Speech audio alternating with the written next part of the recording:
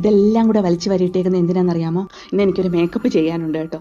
ഈ ഇരിക്കുന്ന മുതലിനെ എനിക്ക് അണിയിച്ചൊരുക്കാനുണ്ട് കേട്ടോ. ഫസ്റ്റ് ഡേ ഓഫ് വിളക്കാണ്. അപ്പോൾ വിളക്കിൻ്റെ ആദ്യത്തെ ദിവസം ഇടാനുള്ള ഡ്രസ്സ്, ജുവലറീസ് എല്ലാം സെറ്റ് ചെയ്ത് തുടങ്ങിയപ്പോൾ ഞാൻ വിചാരിച്ചു പെട്ടെന്ന് തീർക്കാൻ പറ്റുമെന്ന് കേട്ടോ. വിചാരിച്ചതുപോലെയല്ല, കുറേ ടൈം എടുത്തു കേട്ടോ. പിന്നെ എല്ലാം ഷടപടേന്നായിരുന്നു. വീഡിയോസ് ഒന്നും പിന്നെ എടുക്കാൻ അങ്ങോട്ടൊരു ടൈമും കിട്ടിയില്ല കേട്ടോ. അങ്ങനെ ഓടിപ്പടിച്ച് അമ്പലത്തിലെത്തിയപ്പോഴോ അവിടെ വിളക്കെടുക്കാൻ ആദ്യം എത്തിയത് ഞങ്ങളാണ്. അമ്പലത്തിൽ വന്നു കഴിഞ്ഞപ്പോൾ പിന്നെ ഇഷ്ടംപോലെ സമയം ഉണ്ടായിരുന്നു കേട്ടോ. വിളക്ക് തുടങ്ങാൻ വേണ്ടിയിട്ട് 8:30 ആവുമായിരുന്നു. അപ്പോൾ പിന്നെ കുറേ നേരം ഞങ്ങൾ വീഡിയോസും ഫോട്ടോസും ഒക്കെ എടുത്തു.